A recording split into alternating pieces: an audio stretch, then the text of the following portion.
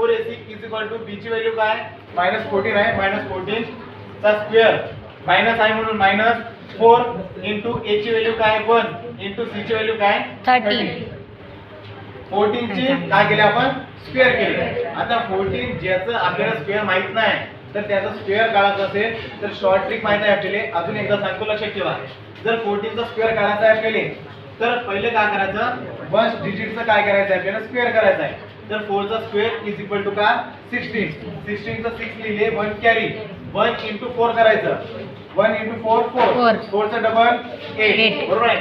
8 मध्ये 1 ऍड केले किती 9 आणि 1 चा स्क्वेअर किती 1 तर 14 चा स्क्वेअर 196 हे मायनस 4 1 चा 4 4 इंटू 13 13 4 चा 52 196 मायनस 52 इज इक्वल टू 144.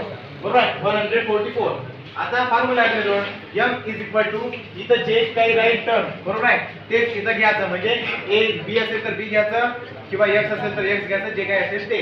इथं m आहे म्हणून m घेतलो. तर m is equal to -b plus minus √b square minus 4ac upon 2a हे फॉर्म्युला आहे. नेहमी प्रत्येक प्रॉब्लेम मध्ये फॉर्म्युला मेथड विचारलं ते प्रॉब्लेम हे फॉर्म्युला आपल्याला ऍड करायचा आहे. तर b ची व्हॅल्यू आपण -b आहे बरोबर आहे. तर b ची व्हॅल्यू इथं सरळ सरळ ऍड केली मायनस आहे म्हणून पहिले मायनस केले. b ची व्हॅल्यू आहे -14 तर -14 घेतले आपण. त्यानंतर प्लस मायनस ऍज जसं आहे तसं रूट मध्ये b² - 4ac ची व्हॅल्यू काय 144 काढली आपण. तर 144 घेतले. त्यानंतर अपॉन 2 इंटू a ची व्हॅल्यू आहे 1 बरोबर आहे 1 घेतले is equal to minus minus होते प्लस बरोबर आहे म्हणून 14 प्लस मायनस जसं आहे तसं बरोबर आहे. √144 चा स्क्वेअर रूट काय 12 आहे बरोबर आहे. तर 12 अपॉन 2 इंटू 1 2.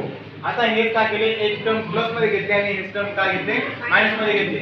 तर m is equal to 14 plus 12 is equal to sorry upon 2 और m is equal to 14 minus 12 upon 2.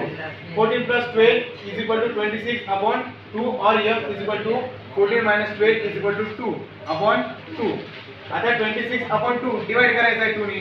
तर काय आहे 2 1 चा 2 2 3 चा 6 और m इज इक्वल टू 2 1 चा 1 बरोबर आहे 2 1 चा 2 म्हणजे m इज इक्वल टू 1. तर 13 and 1 are the roots of given quadratic equation. समजलं का?